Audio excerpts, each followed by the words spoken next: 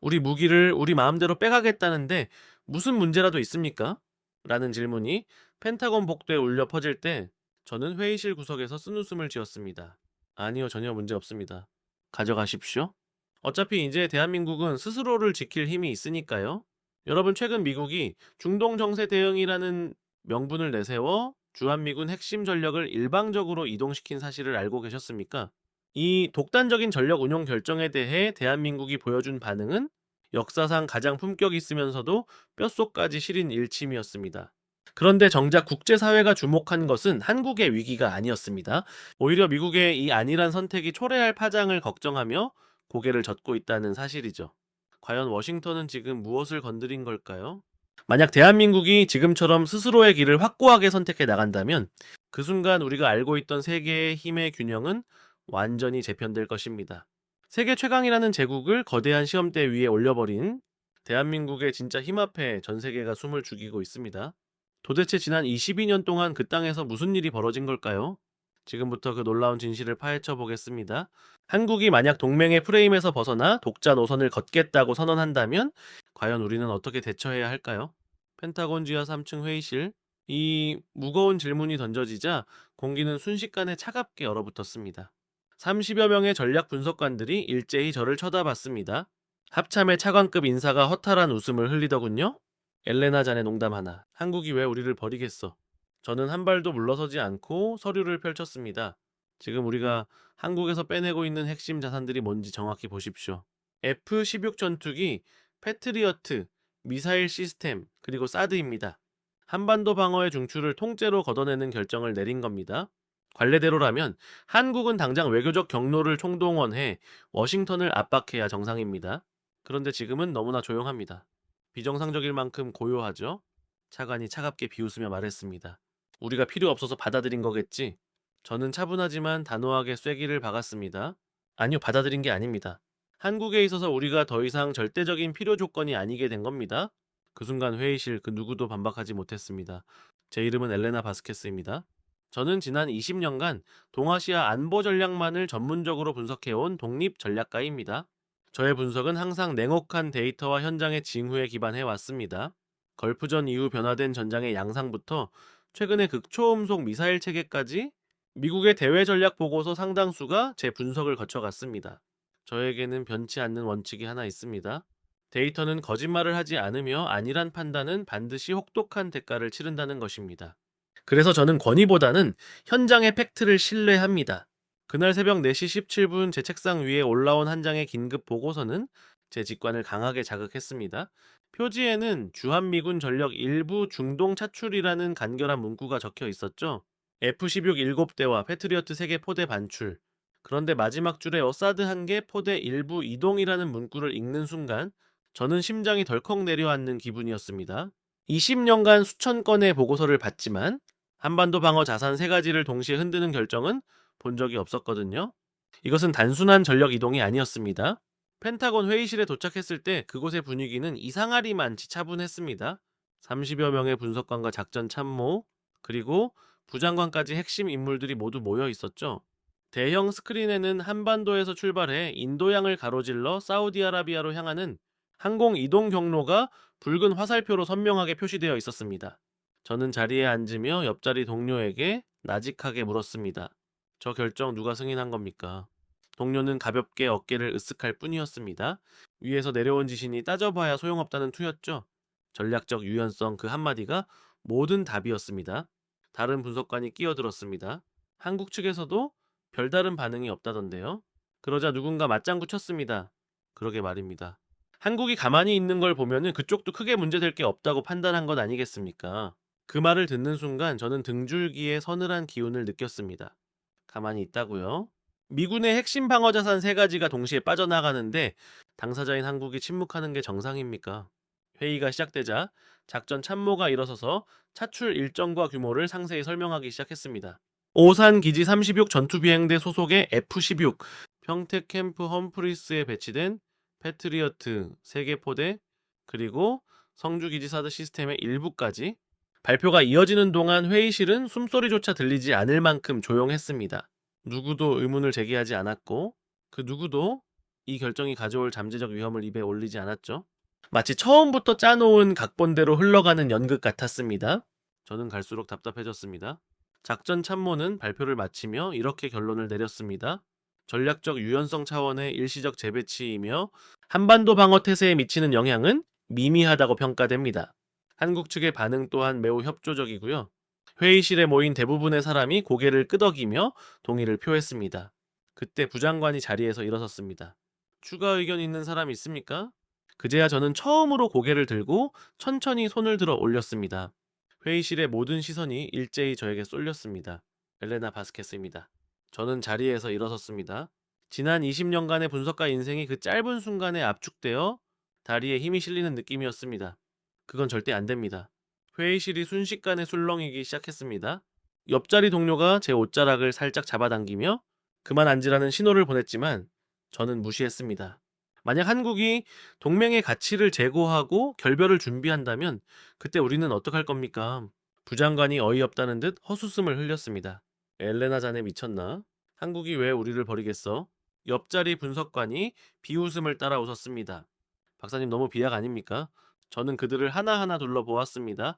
그들의 눈에는 한국이 미국을 떠난다는 가정 자체가 세상에서 가장 우스운 농담이라는 확신이 담겨 있었습니다. 그 순간 저는 뼈아픈 진실을 깨달았습니다.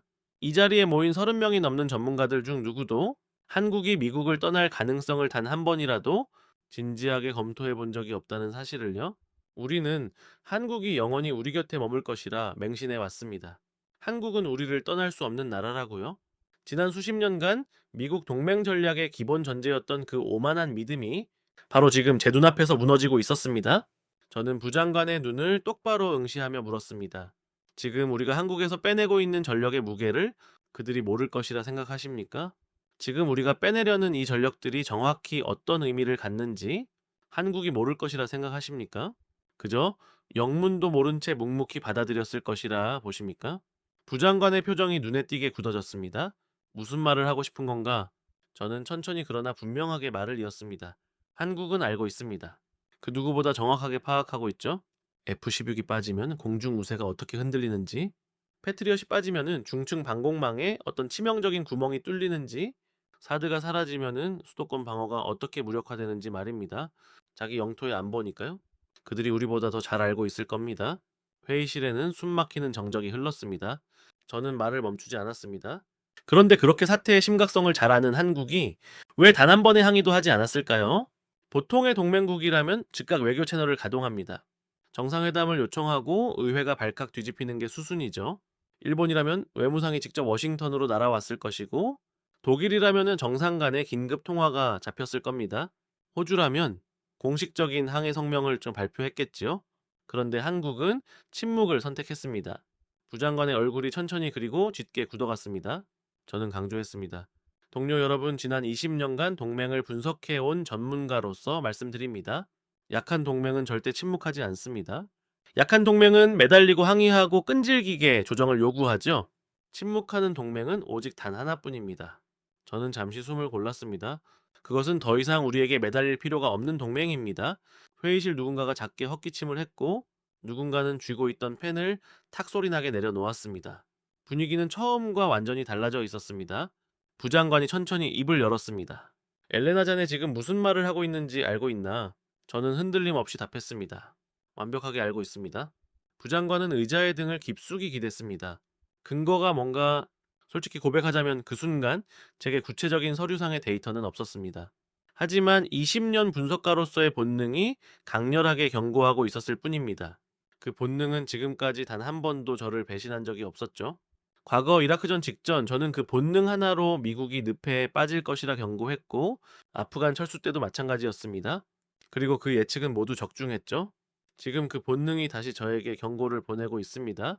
한국이 우리를 떠날 준비를 하고 있다고요? 근거는 지금부터 철저히 파헤칠 것입니다. 저는 단호하게 덧붙였습니다. 하지만 이 결정은 즉시 보류해야 합니다. 한국의 저 기묘한 침묵이 무엇을 의미하는지 확인하기 전까지는 절대로 진행해서는 안 됩니다. 부장관은 차갑게 웃음을 흘렸습니다. 바스케스 자네의 발언은 기록에 남길 가치가 없군. 한국은 우리의 동맹이야. 그 사실 자체를 의심하는 건 자네의 커리어에도 전혀 도움이 되지 않을 걸세. 회의실에는 다시 무거운 침묵이 감돌았습니다. 저는 천천히 자리에 앉았습니다. 부장관이 말을 이었습니다. 회의를 마치겠습니다. 차출 일정은 예정대로 진행합니다. 사람들은 하나둘 자리에서 일어나 나갔습니다. 누구도 저와 눈을 마주치려 하지 않았습니다. 저는 그 자리에 그대로 앉아 생각에 잠겼습니다. 도대체 한국은 왜 침묵하는 걸까요? 정말로 이 상황을 수용해서일까요? 아니면 우리를 넘어서는 더 거대한 무언가를 준비하고 있는 것일까요?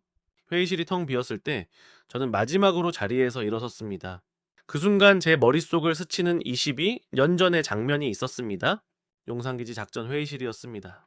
한국군 장교들이 미군 보고서를 그저 받아 적기만 하던 그 모습이 떠올랐습니다. 그때 한국은 미군 없이는 단 한 발자국도 나아갈 수 없는 나라였습니다. 모든 작전은 미군이 주도했고 한국군은 그저 보조적인 역할에 머물러 있었죠. 그때 제가 직접 작성했던 보고서의 결론이 머릿속을 스쳤습니다. 한국의 단독 방위 능력 확보는 불가능하다. 그것이 22년 전 제 분석의 결론이었습니다. 그토록 자신있게 마침표를 찍었던 그 손이 지금 똑같은 서류 위에 머물러 있습니다. 하지만 22년이 지난 지금 제 결론은 밑바닥부터 흔들리고 있었습니다. 도대체 지난 22년 동안 한국이라는 나라에 무슨 일이 벌어진 것일까요? 저는 무거운 발걸음으로 회의실 문을 열고 나왔습니다. 텅 빈 복도 형광등 불빛 아래 길게 드리워진 제 그림자를 보며 생전 처음 느껴보는 종류의 두려움이 엄습했습니다. 그것은 적국에 대한 공포가 아니었습니다. 오히려 가장 가깝고도 굳건하다고 믿었던 동맹국을 향한 실체를 알 수 없는 두려움이었습니다. 저는 천천히 제 사무실로 돌아와 의자에 앉았습니다. 새벽에 받았던 그 보고서를 다시 펼쳤습니다. F-16 패트리어트 3개 포대 사드 1개 포대. 같은 글자였지만 처음 읽었을 때와는 완전히 다른 의미로 다가왔습니다. 처음에는 미국이 한국에서 무엇을 빼내는지에 대한 보고서로 보였는데 지금은 한국이 미국에게 무엇을 허락했는지에 대한 보고서로 읽혔기 때문입니다. 허락 그 단어가 뇌리에서 떠나지 않았습니다. 22년 전이라면 한국은 결코 허락을 할 수 있는 위치가 아니었습니다. 미국이 결정하면은 한국은 순응하는 구조였으니까요. 그런데 지금의 이 보고서는 마치 한국이 상황을 통제하고 허락한 것처럼 보였습니다. 보고서에 적힌 협조적이라는 표현, 그것이 핵심이었습니다. 약한 동맹은 결코 협조적일 수 없습니다.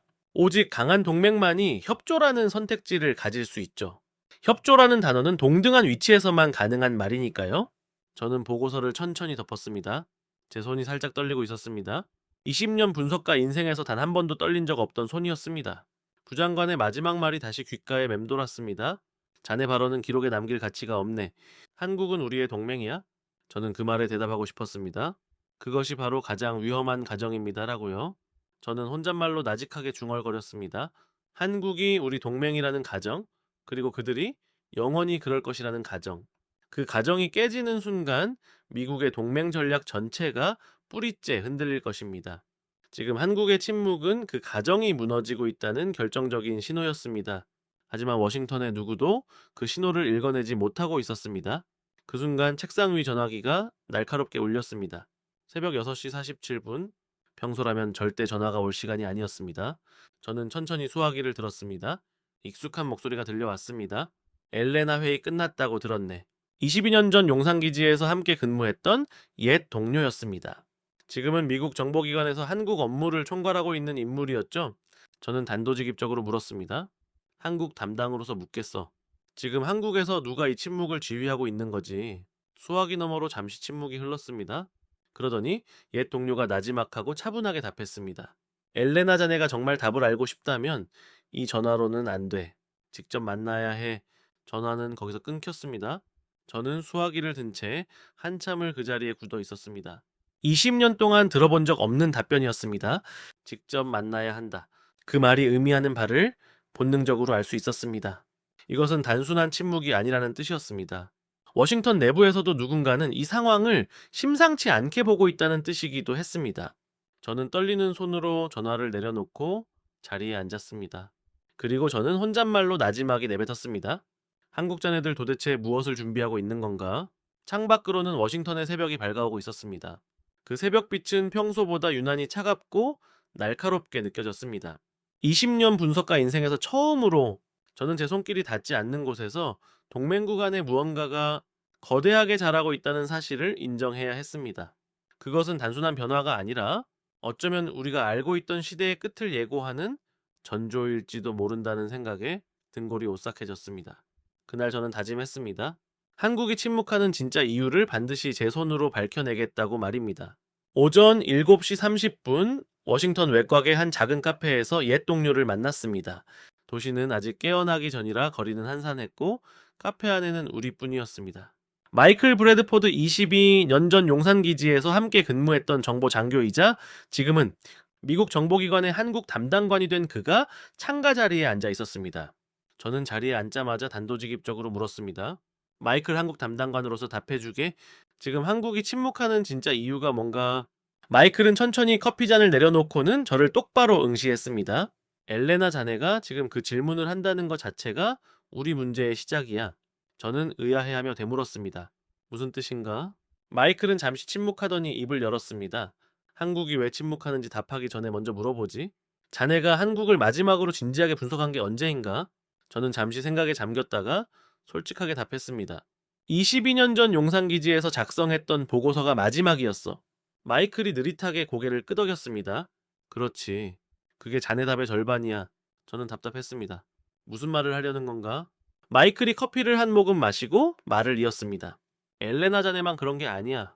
우리 정보기관을 포함해 미국 분석관 누구도 지난 22년 동안 한국을 진지하게 분석한 적이 없어. 한국은 우리의 동맹이니까 무조건 우리 편이니까. 그래서 우리는 지난 22년 동안 한국을 보지 않았던 거야. 그 말에 가슴이 서늘해졌습니다. 마이클 자네는 정보기관의 한국 담당관이잖아. 자네는 한국을 실시간으로 추적해야 하는 사람 아니야. 그러자 마이클은 씁쓸하게 웃었습니다. 엘레나 자네는 그 직책의 진짜 의미를 모르고 있군. 한국 담당관이라는 자리는 한국에서 일어나는 모든 일을 미국 측에 보고하는 자리가 아니야. 한국 측 카운터파트와 정보를 교환하는 자리지. 그게 우리 역할의 전부야. 저는 입이 바짝 마르는 것을 느꼈습니다. 그러니까 정보 교환일 뿐 정보 추적이 아니라는 건가? 마이클이 쐐기를 박았습니다. 바로 그거야. 그게 동맹국과 적국의 결정적인 차이지. 적국은 추적하지만 동맹국과는 교환해. 그런데 교환할 때는 상대가 보여주는 만큼만 받게 되어 있어. 그게 우리가 빠진 거대한 함정이야. 저는 천천히 커피잔을 내려놓았습니다. 20년 분석가 인생에서 가장 충격적인 깨달음이었습니다. 미국은 지난 22년 동안 동맹이라는 이유로 한국을 추적하지 않았습니다.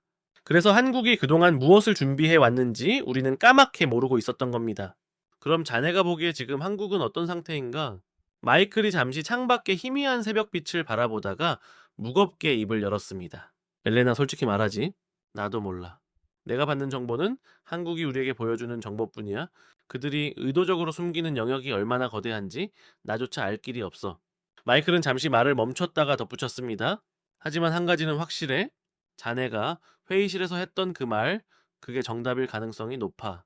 한국의 침묵은 수용이 아니라 우리가 더 이상 필요 없어졌다는 선언일 수 있어. 카페 안에는 시계 초침 소리만이 크게 들려왔습니다. 마이클은 말을 이었습니다. 엘레나 22년 전 자네가 직접 보았던 그 시절의 한국을 떠올려봐. 그때 한국이 어땠는지 가장 잘 아는 사람이 바로 자네야. 그들이 지난 22년 동안 그저 가만히 있었다고 보나? 매년 매일 그들은 무엇인가를 해왔을 거야. 그 시절 한국이 그저 가만히 좀 있었다고 생각하나? 아니 22년이라는 시간 동안 매년? 아니 매일 그들은 무언가를 준비해 왔을 걸세. 저는 천천히 눈을 감았습니다. 22년 전 용산기지 연합사령부 작전 회의실의 풍경이 생생하게 머릿속으로 밀려들어 왔습니다. 2003년 봄 한반도 유사시 작전 계획을 점검하던 그날 말입니다. 미군 측 작전 참모가 발표를 이어가는 동안 15명의 한국군 장교들은 단 한마디의 질문도 없이 그 내용을 묵묵히 받아 적고만 있었습니다. 발표가 끝나면 한국군 사령관은 그저 짧게 대답했죠. 알겠습니다. 그대로 진행하겠습니다. 그것이 당시 한미연합작전회의의 일상적인 풍경이었습니다. 한국군은 미군의 작전을 받아 적는 위치에 있었고 우리가 결정하면 그들은 수행하는 구조였죠. 한국군 장교 누구도 그 당연한 구조에 의문을 제기하지 않았습니다. 그것이 그들에게는 너무나 당연한 질서였으니까요. 저는 그때 그 장교들의 표정을 아직도 기억합니다. 그들의 눈빛에는 무언가 설명할 수 없는 것이 담겨 있었죠. 복종하는 듯 보였지만 그 깊은 내면 어딘가에서 끓어오르고 있는 열망 같은 것이었습니다. 당시 저는 그것을 그저 단순한 자존심 정도로 치부했었습니다. 하지만 22년이 지난 지금 저는 비로소 그것이 무엇인지 어렴풋이 깨달았습니다. 그것은 단순한 자존심이 아니라 뼛속 깊이 새겨진 결심이었습니다. 엘레나 정신 차려. 마이클의 목소리에 저는 화들짝 놀라 현실로 돌아왔습니다. 미안하군 잠시 22년 전의 기억에 빠져 있었어. 마이클이 씁쓸하게 웃으며 용산기지 시절을 떠올렸습니다. 제가 고개를 끄덕이며 맞장구를 쳤습니다. 그래 그 시절 미군 작전을 받아 적던 한국군 장교들의 눈빛 말이야. 마이클이 잠시 침묵을 지키더니 나지막이 입을 열었습니다. 엘레나 자네 그 장교들이 지금 어디에 있는지 아나? 저는 의아한 표정으로 그를 바라봤습니다. 어디에 있는데? 마이클이 저를 똑바로 쳐다보며 말했습니다. 한국군 최고 수뇌부지. 그때 자네가 본 그 장교들이 지금 한국군을 이끌고 있어. 그 말이 떨어지자 등줄기에 식은땀이 흘렀습니다. 22년 전 미군 작전을 받아 적던 그들이 지금 한국 국방의 결정권자라는 사실에 소름이 끼쳤습니다. 마이클이 덧붙였습니다. 그래 그들의 머릿속에는 22년 전 그 회의실의 풍경이 각인되어 있어. 미군에게 작전을 받아 적던 자기 자신의 모습 말이야. 그 굴욕과 기억이 지난 22년 동안 한국 국방 정책을 움직인 가장 강력한 원동력이었지. 저는 창밖을 내다봤습니다. 워싱턴에 아침이 밝아오고 있었지만 제 머릿속은 온통 22년 전 용산기지 회의실로 향해 있었습니다. 그들이 지난 22년 동안 끓어오르는 결심으로 무엇을 만들어냈을지 생각하니 솔직히 두려움이 앞섰습니다. 마이클이 말을 이었습니다. 엘레나 자네가 진실을 알고 싶다면 우리 정보기관의 자료는 잊어버리게. 우리는 그들이 보여주는 데이터만 가지고 있으니까 자네가 직접 발로 뛰어 분석해야 해. 지난 20년 만에 처음으로 한국을 동맹이 아니라 철저히 분석의 대상으로 봐야 한다는 뜻이야? 저는 마이클을 바라보며 물었습니다. 마이클 왜 내게 이런 말을 하는 거지? 마이클은 잠시 고민하다가 답했습니다. 나 역시 두렵기 때문이야? 한국 담당관인 나조차도 그들이 무엇을 완성했는지 알지 못해. 그게 내 위치의 한계니까. 하지만 자네는 외부에서 객관적으로 분석할 수 있지. 정보교환의 함정에 빠지지 않고 말이야. 그러니 자네가 해줘야겠어. 저는 자리에서 일어섰습니다. 마이클이 마지막으로 한마디를 덧붙였습니다. 엘레나 한 가지 명심하게. 22년 전 자네가 작성한 그 보고서, 그게 한국에 어떤 의미였는지 자네는 모를 거야. 미국 최고 분석가가 단독 방위 불가능이라고 낙인 찍었던 그 한 줄, 그 한 줄이 지난 22년 동안 한국을 어떻게 자극하고 변화시켰는지 그것 또한 자네가 풀어야 할 숙제일세. 저는 마이클의 그 마지막 말에 아무런 답도 하지 못한 채 무거운 마음으로 카페를 나왔습니다. 워싱턴의 아침 거리에는 평범한 일상을 향해 서두르는 사람들로 북적이고 있었습니다. 모두가 그저 어제와 다를 바 없는 평범한 하루를 시작하고 있었죠. 하지만 제 머릿속만큼은 평범함과는 거리가 멀었습니다. 20년 분석가 인생에서 가장 무겁고도 압도적인 짐을 짊어진 느낌이었거든요. 저는 곧장 사무실로 달려가 책상 앞에 앉았습니다. 그리고 가장 먼저 한 일은 22년 전 제가 직접 작성했던 그 낡은 보고서를 캐비닛 깊숙한 곳에서 꺼내는 것이었습니다. 누렇게 변색된 종이 위에는 제 친필 서명이 선명하게 남아 있었습니다. 저는 마지막 페이지의 결론을 천천히 다시 읽어 내려갔습니다. 한국은 향후 30년 내 단독 방위 능력 확보 불가능, 미군 자산의 연구 주둔 필수. 저는 그 한 줄을 한참 동안 응시했습니다. 22년 전 저는 이 결론을 그토록 자신 있게 적어 내렸습니다. 그때 저는 이 문장이 한국이라는 나라에 어떤 불씨가 될지 단 한 번도 상상해 본 적이 없었습니다. 그저 건조한 분석에 불과했으니까요. 하지만 마이클의 말이 사실이라면 이 한 줄이야말로 지난 22년 동안 한국을 자극하고 분발하게 만든 결정적인 도화선이었을지도 모릅니다. 미국이 가장 자신 있게 단정지었던 그 한계를 깨뜨리기 위해 한국이 22년이라는 시간을 오롯이 바쳐온 것이라면 저는 천천히 보고서를 덮었습니다. 제 손이 가늘게 떨리고 있었습니다. 20년 분석가 인생에서 처음으로 제가 썼던 보고서가 부메랑이 되어 제 목을 겨누고 돌아오는 듯한 기분이었습니다. 그것도 가장 가깝다고 믿었던 동맹국으로부터 말이죠. 저는 새 노트를 펼쳤습니다. 그리고 첫 장의 문장 하나를 힘주어 적었습니다. 한국은 지난 22년 동안 무엇을 했는가? 이제 분석 대상은 한국이다. 펜을 쥔 손이 평소보다 훨씬 무겁게 느껴졌습니다. 20년 동안 단 한 번도 한국을 분석 대상, 즉 상대로 적어본 적이 없었습니다.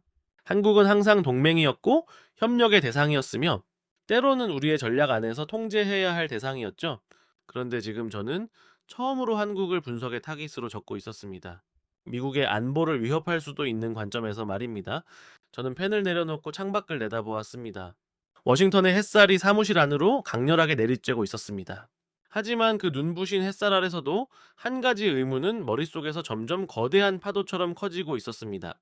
지난 22년 동안 한국이 정확히 무엇을 준비해 왔는지 우리는 실로 아무것도 모르고 있다는 사실입니다. 정보기관도, 분석관도, 동맹 담당관도 마찬가지였습니다. 오직 한국이 우리에게 허락하고 보여준 만큼만 우리는 알고 있었던 겁니다. 그렇다면 그들이 보여주지 않은 어둠 속에서 무엇이 자라고 있었을까요? 그 영역은 얼마나 방대할까요? 그리고 그 미지의 영역에서 자라난 것이 지금 한국의 침묵이라는 형태로 우리 앞에 실현되고 있다면 저는 다시 펜을 들었습니다. 그리고 노트의 두 번째 문장을 적었습니다.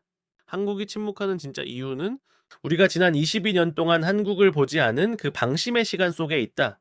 그 문장을 적는 순간 저는 직감했습니다. 이제부터가 진짜 시작이라는 것을요. 20년 분석가 인생에서 가장 난해하고도 고통스러운 분석이 저를 기다리고 있었습니다. 그 분석의 끝에서 마주하게 될 진실이 무엇일지 솔직히 두려웠습니다. 창밖으로 비둘기 한 마리가 힘차게 날아올라 워싱턴의 하늘을 자유롭게 가르며 사라졌습니다. 저는 그 비둘기를 한참 동안 바라보다 혼잣말로 내뱉었습니다. 한국 자네들은 지난 22년 동안 도대체 무엇을 만들어낸 것인가? 그날부터 저는 한국을 본격적인 분석 대상으로 삼고 파헤치기 시작했습니다. 가장 먼저 착수한 것은 한국 측의 모든 공식 반응 자료를 수집하는 일이었습니다. 외교부, 국방부, 청와대, 그리고 의회까지 모든 채널의 입장을 시간대별로 촘촘히 정리했습니다. 미국의 첫 통보가 들어간 시점부터 실제 자산 차출이 시작된 시점까지 정확히 72시간 동안 한국이 내놓은 모든 메시지를 추적했습니다. 결과는 충격 그 자체였습니다. 외교부의 공식 입장은 단 두 줄뿐이었습니다. 미국 측의 결정을 이해한다. 한미동맹 기조의 변화는 없다. 국방부의 공식 입장도 단 한 줄이었습니다. 한국의 독자적 방위 태세에 미치는 영향은 미미함. 청와대는 아예 입장 발표조차 없었습니다. 네, 의회 역시 단 한 명의 의원도 공식 발언을 하지 않았죠. 저는 그 자료들을 책상 위에 펼쳐놓고 한참을 바라보았습니다. 20년 동맹 분석가로서 난생 처음 보는 패턴이었습니다. 일본이었다면 외무상이 당장 워싱턴으로 날아왔을 것이고, 독일이었다면 정상 간의 긴급 통화가 잡혔을 겁니다. 호주였다면 의회가 발칵 뒤집혔을 테죠. 그런데 한국은 침묵했습니다. 모든 채널이 일제히 약속이라도 한 듯이 말입니다. 이것은 결코 우연이 아니었습니다. 철저히 조율된 침묵이었습니다. 저는 노트에 이렇게 적었습니다. 한국 정부의 모든 채널이 동일한 톤으로 침묵함. 사전 조율 가능성 매우 높음. 한국 정부의 모든 채널이 동일한 톤으로 침묵하고 있다. 사전 조율되었을 가능성이 매우 높다. 저는 그 문장을 적는 순간 등줄기가 서늘해졌습니다. 만약 이것이 사전 조율된 침묵이라면 그것은 단순한 외교적 기술이 아닙니다. 한국 정부 전체가 이미 전략적으로 답을 정해두고 움직이고 있다는 뜻이니까요. 그렇다면 그들이 정해둔 그 답은 과연 무엇일까요? 저는 호흡을 가다듬고 다음 단계로 분석의 범위를 넓혔습니다. 지난 22년 동안 한국이 미군 자산 차출에 대해 어떤 반응을 보여왔는지 그 역사적 패턴을 시간순으로 추적하기 시작했습니다. 2003년 이라크전 당시의 주한미군 일부 차출, 2010년대 패트리어트 일부 이동, 그리고 2020년대 사드 운영 조정까지 매번 달라지는 한국의 반응을 정밀하게 분석했습니다. 결과물을 앞에 두고 저는 한참 동안 의자에서 일어날 수 없었습니다. 2003년 당시 한국은 외교부의 즉각적인 항해 성명은 물론 국방부의 우려 표명, 정상 간 통화 요청 국회 결의안 발의까지 모든 채널을 동시다발적으로 가동했습니다. 그 시절 한국은 미군 자산이 단 하나라도 이동하면 전국이 들썩이는 나라였습니다. 2010년대 패트리어트 이동 당시만 해도 외교부는 신중한 입장을 보였고 국방부는 협의를 요청하는 등 외교 채널은 여전히 살아있었습니다. 하지만 2020년대 사드 조정 당시 한국 외교부는 간단한 입장 표명에 그쳤고 국방부의 발언은 전무했으며 국회는 사실상 무반응이었습니다. 그리고 2026년 지금 한국은 모든 채널에서 동시에 침묵을 지키고 있습니다. 저는 이 패턴을 보고 한 가지 결론에 도달했습니다. 한국은 22년 동안 점진적으로 미군 자산 차출에 무관심해지는 법을 배워왔습니다. 아니, 무관심을 넘어 이제는 그 자산이 없어도 되는 무능을 탈피한 상태에 도달한 것입니다. 이것은 결코 자연스러운 변화가 아닙니다. 누군가가 22년 동안 한국 정부의 단계적이고 계획적으로 학습시킨 결과라고밖에 볼 수 없었습니다. 저는 노트의 두 번째 줄을 적었습니다. 22년에 걸친 점진적 무반응, 학습 의도된 패턴일 가능성 매우 높음. 그 문장을 적고 잠시 펜을 내려놓았습니다. 20년 분석가 인생에서 이런 패턴은 본 적이 없었습니다. 동맹국이 22년에 걸쳐 의도적으로 무반응을 학습한다는 것은 단순한 외교적 변화가 아닙니다. 그것은 한국이 미국 자산에 대한 의존도를 철저히, 그리고 미국이 알아채지 못하게 아주 천천히 낮춰왔다는 증거입니다. 저는 다음 분석으로 넘어갔습니다. 한국이 그 기간 동안 자체 방위 능력에 얼마나 투자했는지 공개 데이터를 파고들었습니다. 국방비 연도별 추이 자체 무기 개발 예산, 그리고 방산 산업의 규모까지 모든 자료를 시간 순으로 늘어놓자 다시 한번 충격이 덮쳐왔습니다. 지난 22년 동안 한국의 국방비는 거의 4배 가까이 급증했습니다. 반면 미군 분담금의 상승폭은 그에 비해 훨씬 완만했습니다. 한국은 자체 국방비를 빠르게 늘리면서 미국에 대한 의존도는 체계적으로 낮춰온 것입니다. 자체 무기 개발 예산은 22년 만에 7배 이상 늘었고 방산산업 규모는 10배 가까이 성장했습니다. 이것은 단순한 군사력 강화가 아니었습니다. 미국 의존도를 의도적으로 소멸시켜온 22년의 기록이었습니다. 저는 노트의 세 번째 줄을 적었습니다. 한국 국방 투자 패턴 미국 의존도 의도적 감소 명확. 그 문장을 적는 순간 저는 의자에서 벌떡 일어났습니다. 20년 분석가의 본능이 이번에는 강렬한 경고음을 울리고 있었습니다. 이것은 단순한 자립 노력이 아니다. 이것은 미국 없이 가는 길을 치밀하게 준비해온 22년이다. 이제 본능이 아닌 데이터가 그 사실을 완벽하게 뒷받침하고 있었습니다. 창가에 서서 한참을 생각했습니다. 왜 우리는 그동안 이것을 보지 못했을까요? 22년 동안 한국 국방비가 4배나 늘었다는 것은 누구든 볼 수 있는 공개 데이터입니다. 자체 무기 개발 예산이 7배, 방산 산업이 10배 성장했다는 것도 뻔한 사실입니다. 그런데 왜 워싱턴의 누구도 이 데이터를 한국의 독자 노선 시나리오와 연결하지 않았을까요? 답은 간단했습니다. 한국이 우리의 동맹이라는 맹목적인 가정 때문이었습니다. 우리는 동맹국이 자체 방위력을 키우는 것을 당연한 일로 여겼습니다. 그것이 결국 미국의 부담을 덜어주는 동맹 분담의 일환이라고 착각했던 것이죠. 그 강화된 방위력이 미국 의존도를 낮추는 방향으로, 즉 미국이 필요 없는 상태로 향하고 있다는 가능성을 그 누구도 진지하게 검토하지 않았습니다. 그것이 바로 동맹이라는 가정에 숨겨진 치명적인 함정이었습니다. 그 누구도 이 자체 방위력 강화가 사실은 미국 의존도를 의도적으로 소멸시키기 위한 포석이라는 점을 진지하게 검토하지 않았습니다. 그것이 바로 동맹이라는 가정에 가려진 치명적인 사각지대였습니다. 저는 다시 자리로 돌아와 노트의 네 번째 줄을 적었습니다. 동맹이라는 가정이 미국 분석의 사각지대를 만들었고 한국은 그 틈을 완벽히 활용했다. 그 한 줄을 적고 나니 가슴이 무겁게 짓눌렸습니다. 지난 20년 동안 제가 쌓아 올린 동맹 분석의 모든 논리가 통째로 흔들리는 순간이었습니다. 네, 우리가 맹신했던 동맹이라는 프레임이 분석의 출발점이 아니라 사실은 분석을 가로막는 거대한 한계였다는 사실을 깨달았기 때문입니다. 그 한계를 한국이 지난 22년 동안 얼마나 치밀하게 이용해 왔는지 이를 인정하는 일은 실로 고통스러웠습니다. 그날 저녁 저는 사무실에 홀로 남아 쌓여있는 한국 관련 자료들을 다시 훑어보기 시작했습니다. 그러다 제 눈에 들어온 것은 다름 아닌 한국 국방백서 속 표현의 미묘한 그러나 파괴적인 변화였습니다. 22년 전 국방백서에서 한국은 한미연합방위태세를 통해 안보를 유지한다고 명시했습니다. 표현의 중심은 한미연합, 즉 미국과 함께한다는 사실이었죠. 15년 전의 백서는 한미동맹을 기반으로 자주국방을 추진한다고 바뀌었습니다. 동맹은 기반일 뿐 추진 방향은 자주국방으로 옮겨가기 시작한 겁니다. 10년 전에는 자주국방 능력을 확보하고 한미동맹을 보완적으로 운용한다고 명시했습니다. 주객이 전도되었습니다. 자주국방이 주체가 되고 동맹은 보완책으로 격화되었습니다. 5년 전 백서에는 독자적 방위 능력을 기반으로 동맹 협력을 확대한다는 더 결정적인 문구가 등장했습니다. 이제 동맹은 의존 대상이 아니라 그저 확대해야 할 협력의 대상일 뿐이었습니다. 그리고 가장 최근의 국방백서 저는 그 문장을 읽는 순간 들고 있던 펜을 떨어뜨리고 말았습니다.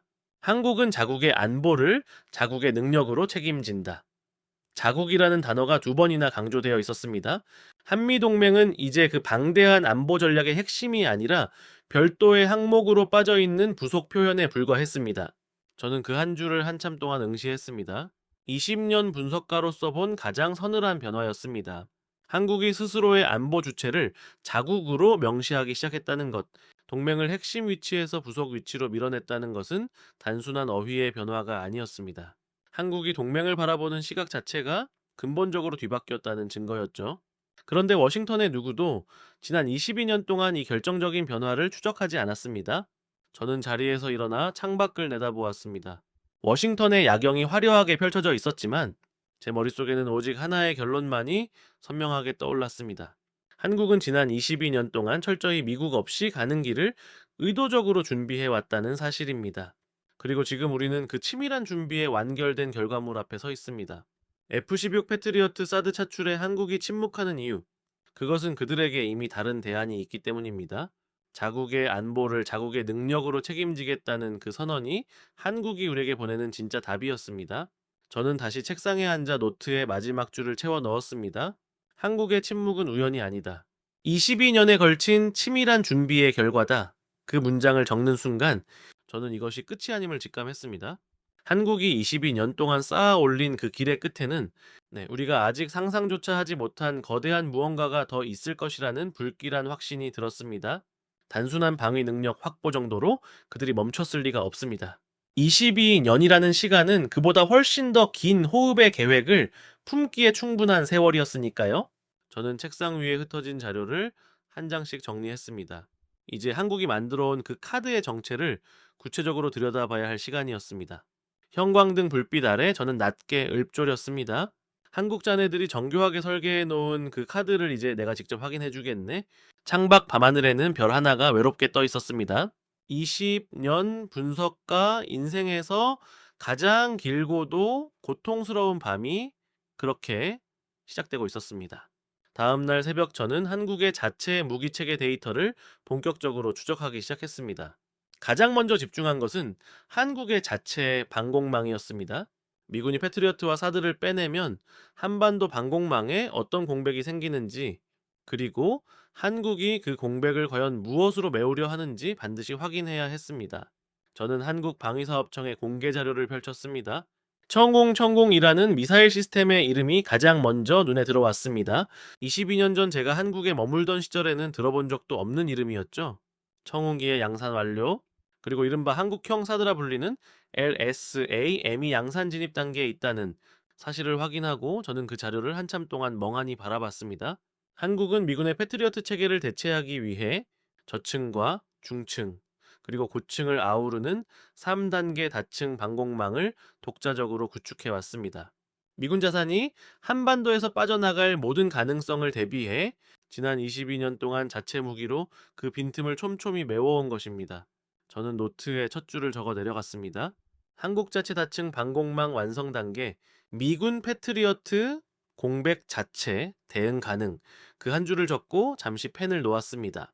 하지만 그게 끝이 아니었습니다.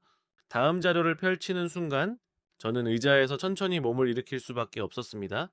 한국의 천공2가 아랍에미리트 UAE와 대규모 수출 계약을 체결했다는 자료가 제 눈앞에 있었기 때문입니다.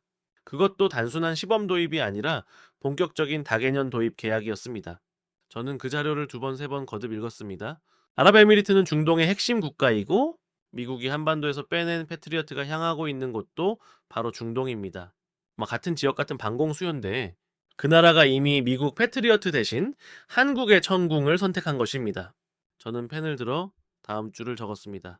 중동 일부 국가 미국 패트리어트 대신 한국 방공체계 선택. 미국 자산 이동 방향과 정확히 동일한 지역. 그 문장을 적는 순간 손이 멈췄습니다. 20년 분석가로서의 본능이 강렬한 경고음을 보냈습니다. 이것은 결코 우연이 아닙니다. 미국이 한반도에서 자산을 빼내 중동으로 보내는 그 시점에 중동의 일부 국가는 이미 한국의 방공체계를 갖춰놓고 있었다니 누군가 치밀하게 두 그림을 미리 맞춰놓은 것만 같았습니다. 저는 다음 자료를 펼쳤습니다. 이번에는 사우디아라비아 관련 자료였습니다. 사우디는 UAE보다 훨씬 거대한 시장이자 중동 방공 수요의 핵심 국가입니다. 그 사우디가 한국 방공체계 도입을 진지하게 협상 중이라는 자료가 있었습니다. 미국산 패트리어트 추가 도입 대신 한국의 천궁을 선택지로 검토하는 단계였습니다. 저는 그 자료를 보고 한참 동안 자리에서 일어날 수 없었습니다. 25년 동안 미국 무기 시장에 가장 충직하고 안정적인 고객이었던 사우디가 이제는 미국 무기 대신 한국 무기를 저울질하고 있다는 사실, 그것은 중동 방공 시장에서 이제 미국과 한국이 정면으로 경쟁하는 시대가 도래했음을 명확히 보여주고 있었습니다. 그리고 그 경쟁은 놀랍게도 한국에게 일방적으로 유리하게 흐르고 있었습니다. 한국 무기는 가격 경쟁력이 뛰어났고 양산 속도는 압도적으로 빨랐습니다. 성능은 미국 무기와 대등하거나 일부 영역에서는 더 우수했습니다. 결정적으로 한국은 미국이 정치적인 이유로 거부하는 옵션들, 즉 기술 이전이나 현지 생산 맞춤형, 사양 변경까지 거리낌 없이 제공했습니다. 미국이 동맹국에게조차 쉽게 내주지 않던 것들을 한국은 파격적으로 제한한 것입니다. 저는 노트에 세 번째 줄을 적었습니다. 한국 방산 미국이 막아놓은 시장 영역까지 침투. 미국 통제권 밖의 무기 공급자로 부상. 그 한 줄을 적고 저는 천천히 자리에서 일어섰습니다. 사무실 창가에 한참을 서 있었습니다. 한 가지 거대한 그림이 머릿속에서 선명하게 완성되고 있었습니다. 미국은 한반도에서 패트리어트를 빼내 중동으로 보냈습니다. 하지만 그 중동에는 이미 한국의 천궁이 깔려 있었습니다. 동시에 한국은 한반도에서 빠져나간 미군의 빈자리를 자체 천궁으로 채우고 있었습니다.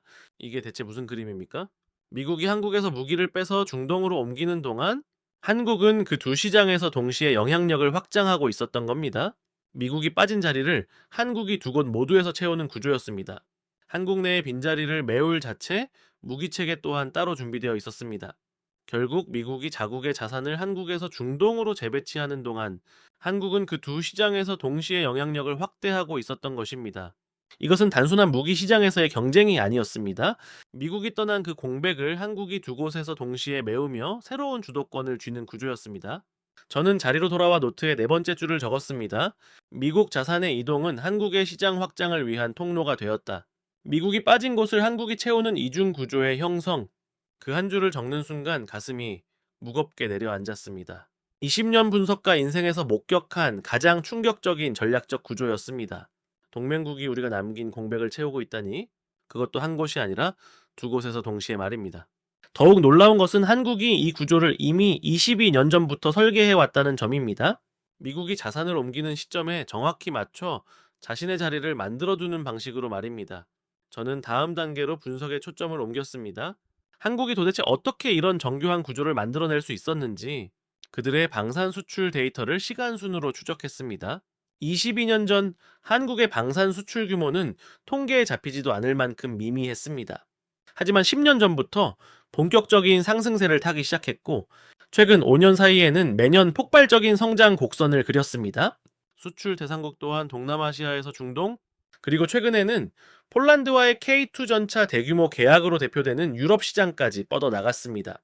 한국 방산은 지난 22년 동안 자체적인 내수 시장을 발판, 사마 글로벌 시장으로 점진적이고도 확실하게 확장해 왔습니다. 데이터를 들여다보던 저는 소름 돋는 사실을 깨달았습니다. 한국 방산의 확장은 공교롭게도 미국이 후퇴하는 모든 전략적 영역에서 일어났다는 점입니다. 미국이 인도태평양 우선 전략을 펼치며 중동 자산을 줄였을 때 그 빈자리에 한국이 들어갔고, 미국이 유럽 분담금 문제로 동유럽과의 신뢰가 흔들릴 때도 그 자리에 한국이 있었습니다. 미국이 정치적 이유로 동남아시아 무기 수출을 제한할 때조차 한국은 그 공백을 놓치지 않았습니다. 한국은 지난 22년 동안 미국의 후퇴 패턴을 완벽하게 읽고 있었습니다. 그리고 그 후퇴가 일어나는 모든 길목에 미리 자신들의 무기를 깔아놓았던 것입니다. 저는 노트의 마지막 줄을 적었습니다. 한국은 미국의 모든 후퇴 시나리오에 대비한 무기 공급망을 22년 동안 구축했다. 단순한 자체 방위가 아니라 미국을 대체하는 공급자 전략이다. 그 한 줄을 적는 순간 한국이 왜 그토록 철저히 침묵했는지 그 이유가 명확해졌습니다. 그것은 상황을 수용했기 때문이 아니라 받아들일 필요조차 없었기 때문입니다. 그들은 이미 우리보다 앞선 답을 가지고 있었습니다. 우리가 무엇을 빼내든 한국은 그것을 대체할 자체 카드를 손에 쥐고 있었고, 그 카드는 단순히 자국 방위용이 아니라 우리가 떠난 모든 시장에서 우리의 자리를 대신할 치명적인 카드였습니다. 저는 천천히 노트를 덮었습니다. 사무실 창밖으로 워싱턴의 새벽이 다시 밝아오고 있었습니다. 20년 분석가 인생에서 가장 무겁고도 쓰라린 결론에 도달한 순간이었습니다. 한국은 우리가 떠날 줄 알고 있었고, 그래서 우리가 빠져나간 모든 자리를 지난 22년 동안 미리 메우고 있었던 것입니다. 지금 우리 눈앞에 펼쳐진 결과물은 그저 빙산의 일각일 뿐이었습니다. 이것은 단순한 동맹의 변화가 아니었습니다. 미국이 지난 세기 동안 구축해온 무기 공급 질서가 한국이라는 파트너에 의해 아주 조용하고 치밀하게 대체되고 있다는 신호였습니다. 우리는 동맹이라는 맹목적인 가정 하나 때문에 지난 22년 동안 이 거대한 신호를 철저히 외면해 왔습니다. 저는 자리에 앉아 혼잣말로 나직하게 내뱉었습니다. 한국 자네들은 우리가 떠나기도 전에 이미 우리의 자리를 차지하고 있었군. 그 말을 내뱉는 순간 다음 단계가 무엇일지 두려워졌습니다. 한국 방산이 무기 시장을 장악한 것이 사장에서 확인한 그림이라면 그 다음 단계에는 훨씬 더 거대한 무언가가 기다리고 있을 것이라는 직감이 들었기 때문입니다. 한국이 설계해 놓은 카드는 무기뿐만이 아닐 가능성이 컸습니다. 22년이라는 시간은 그보다 훨씬 더 긴 호흡을 담기에 충분한 세월이었으니까요.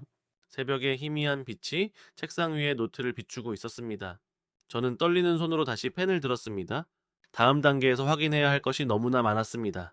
한국이 설계한 그 거대한 카드, 그 깊이가 도대체 어디까지인지 직접 마주해야 할 시간이었습니다. 다음 단계에서 확인해야 할 것은 산더미처럼 쌓여 있었습니다. 한국이 만들어 놓은 카드의 진짜 깊이가 어디까지인지 그 실체를 직접 마주해야 할 시간이었습니다. 저는 다음 단계로 넘어가기 전 마이클이 마지막으로 남겼던 조언을 떠올렸습니다. 자네가 정말 한국이 지난 22년 동안 무엇을 했는지 알고 싶다면 한국 공군 전력을 전문적으로 분석해온 전문가를 찾아가 보라는 말이었죠. 네. 마이클이 소개해준 사람은 데이비드 코넬리 박사였습니다. 미 공군 출신의 전직 분석관이자 지난 30년 가까이 한국 공군의 전력을 추적해온 미국 내 거의 유일한 전문가였습니다. 워싱턴 외곽의 한 도서관 회의실에서 그를 만났을 때 그는 말 대신 묵직한 자료 뭉치를 테이블 위에 내려놓았습니다. 엘레나 자네가 22년 전에 작성한 그 보고서를 한국 공군이 어떻게 받아들였는지 그 속내를 정확히 알고 싶지 않나? 저는 묵묵히 고개를 끄덕였습니다. 데이비드가 자료를 펼치며 설명을 이어갔습니다. 한국 공군 내부에서 자네의 그 보고서는 두 가지 상징적인 의미를 지니고 있었어.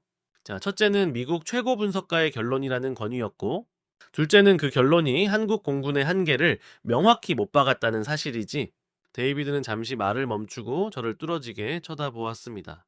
그리고 한국 공군은 바로 그 두 번째 의미에 격렬하게 반응했어. 아주 집요하고도 강하게 말이야. 어떻게 반응했냐는 제 질문에 그는 자료의 한 페이지를 손가락으로 가리켰습니다. 자네 보고서가 작성된 이듬해부터 한국 공군은 자체 전투기 개발 사업을 본격화했어. 그게 바로 KFX 사업, 지금의 KF-21로 알려진 그 사업이지. 22년 전 자네의 결론을 보고받은 한국 공군이 곧바로 착수한 사업이야. 저는 그 한마디에 한참 동안 의자에 파묻힌 채 아무 말도 할 수 없었습니다.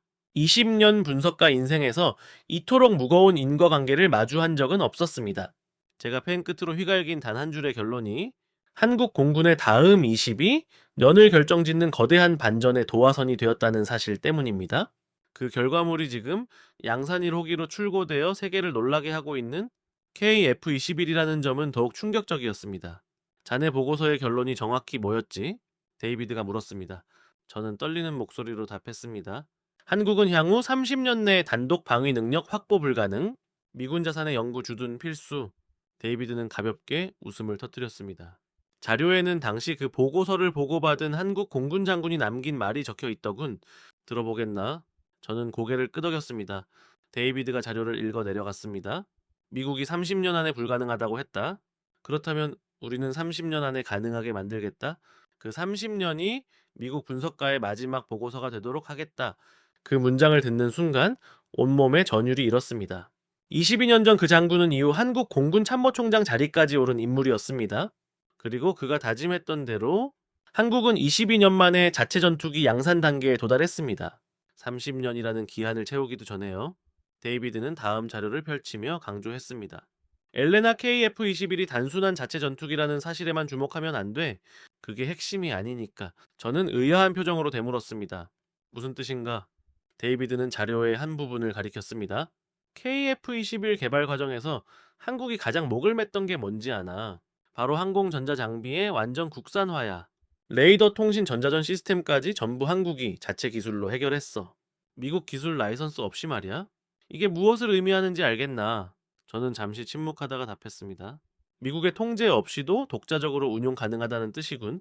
데이비드는 고개를 끄덕였습니다. 그렇지, 그것도 맞아. 하지만 더 거대한 의미가 있어. 한국이 항공전자 장비를 국산화했다는 건 이제 그 기술을 다른 나라에 이전할 수 있는 위치에 올랐다는 뜻이야. 미국은 동맹국에게도 결코 넘겨주지 않는 핵심 기술이거든. 그게 바로 미국 무기 패권의 핵심이지. 그런데 한국은 22년 동안 그 핵심을 자체 개발해 손에 쥐었어. 이제 한국은 미국이 줄 수 없는 옵션을 다른 나라에 제공할 수 있는 강력한 위치에 서 있어. 저는 자리에서 일어나 창밖을 바라보았습니다. 22년 전 미국은 한국에게 한 가지 분명한 사실을 가르치려 했습니다. 미국 없이는 단 하루도 생존할 수 없다는 그 가르침 말입니다. 그것이 우리 동맹 전략의 핵심이었습니다. 핵심 기술은 주지 않고 부품은 통제하며 작전 능력은 우리에게 의존하게 만드는 방식. 그렇게 한국을 영원히 우리 곁에 묶어두려 했던 것이죠. 하지만 한국은 그 전략의 모든 단계를 지난 22년 동안 하나하나 깨부수며 올라왔습니다. 한국은 우리가 만든 의존 구조에서 벗어났을 뿐 아니라 이제는 그 구조 자체를 대체할 수 있는 대안을 만들어냈습니다. 저는 다시 그들의 결심이 얼마나 무서운 것이었는지 뼈저리게 실감했습니다. 그것이 바로 미국 동맹 전략의 핵심이었습니다. 핵심 기술을 내주지 않고 부품을 통제하며 작전 능력을 우리에게 의존하게 함으로써 동맹국을 영원히 미국이라는 틀 안에 묶어두는 방식이었죠.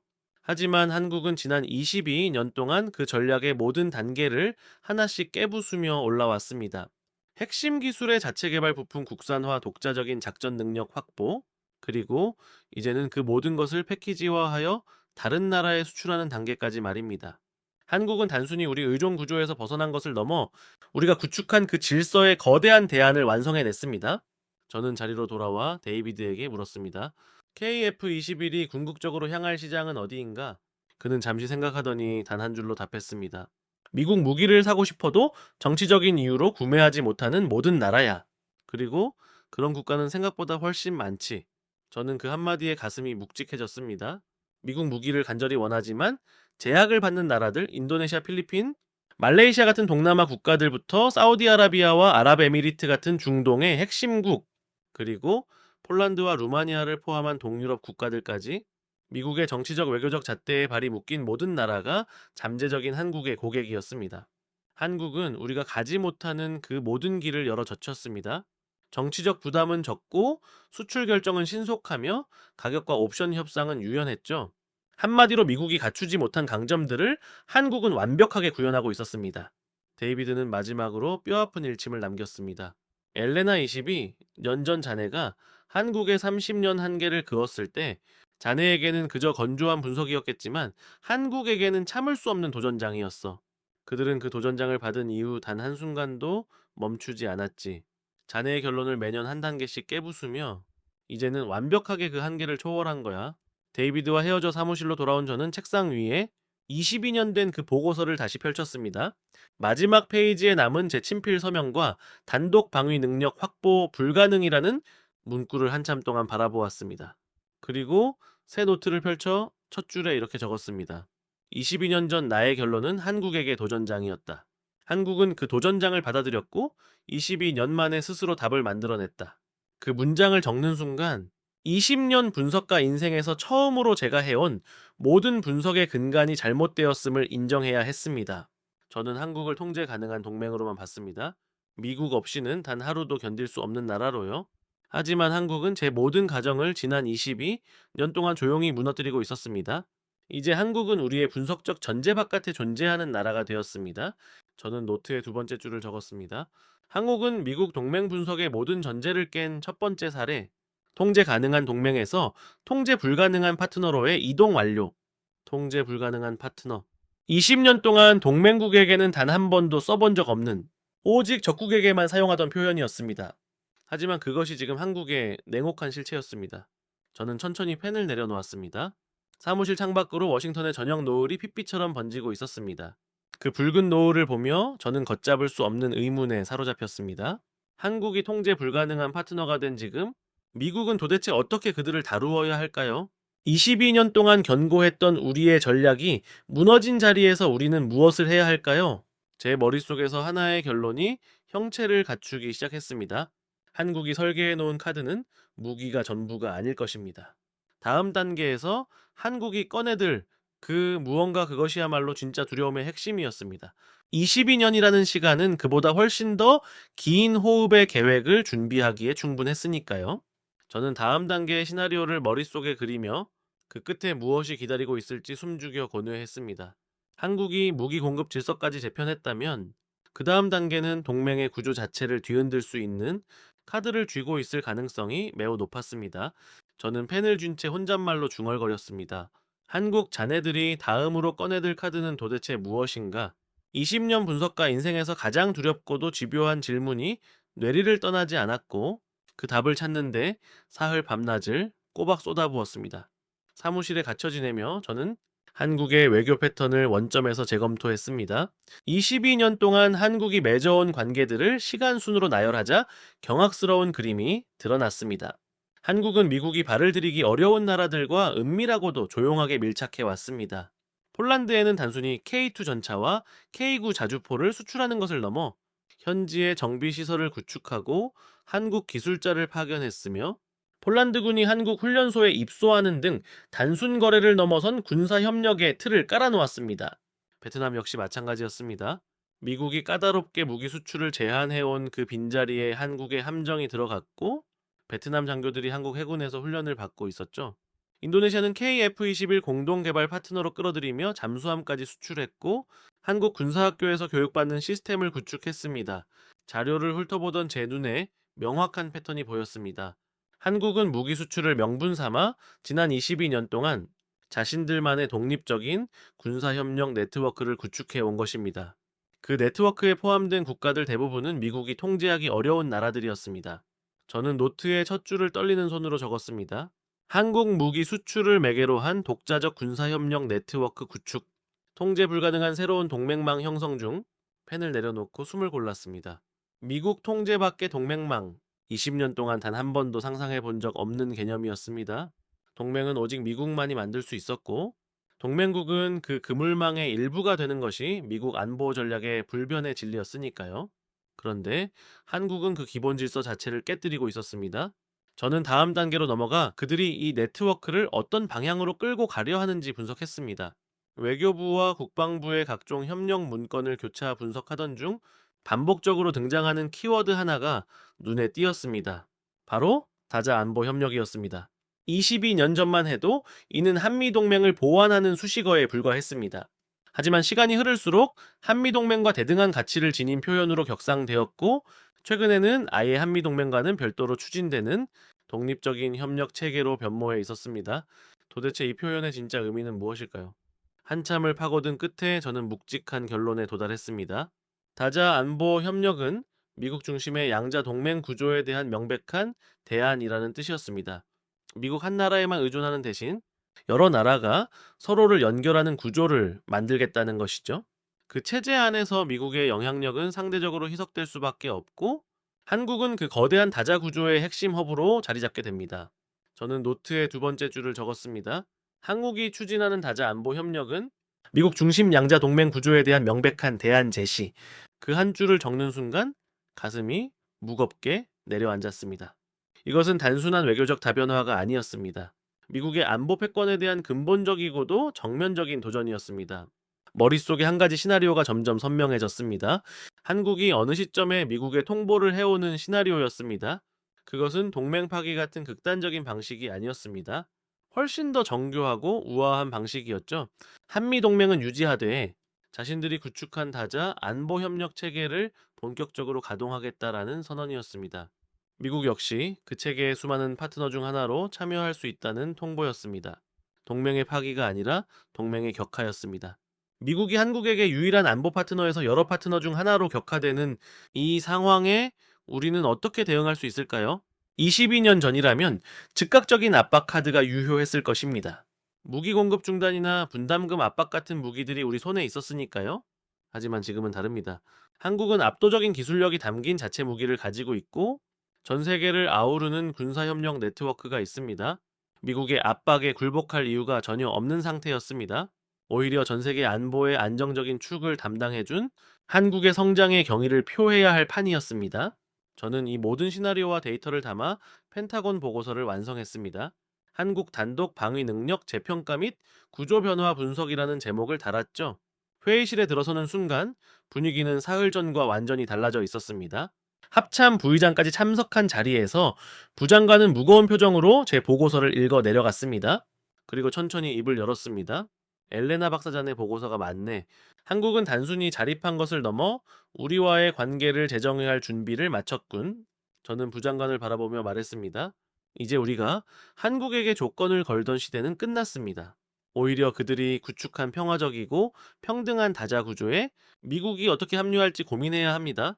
한국은 지난 22년 동안 전 세계 방산 시장에 기술을 아낌없이 이전하고 상생하는 새로운 동맹 모델을 제시해 왔습니다. 그들의 헌신과 성과 덕분에 인도 태평양과 중동의 안보가 더 단단해진 것은 부인할 수 없는 사실입니다. 이제 우리는 한국을 통제 대상이 아니라 진정한 파트너로 인정해야 합니다. 보고서를 제출하고 일주일이 지났습니다. 펜타곤은 기민하게 움직이며 한국의 새로운 차원의 협의를 요청하기 시작했습니다. 저는 사무실 책상 앞에 앉아 22년 전 용산기지에서 보았던 한국과 2026년 현재의 한국을 비교한 표를 바라보았습니다. 미군의 작전을 묵묵히 받아 적기만 하던 나라에서 이제는 전 세계 안보 지형의 균형을 쥐고 미국에게 파트너십의 선택권을 제시하는 강대국으로 완전히 탈바꿈했습니다. 그 순간 22년 전 용산기지 카페에서 한국의 젊은 장교들이 반복해서 외치던 한 단어가 머릿속에 울려 퍼졌습니다.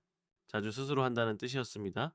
당시에는 가벼운 외침으로 들렸던 그 단어가 지난 22년 동안 한국을 움직인 가장 위대한 에너지가 되었고 결국 오늘날의 새로운 시대를 창조해냈습니다.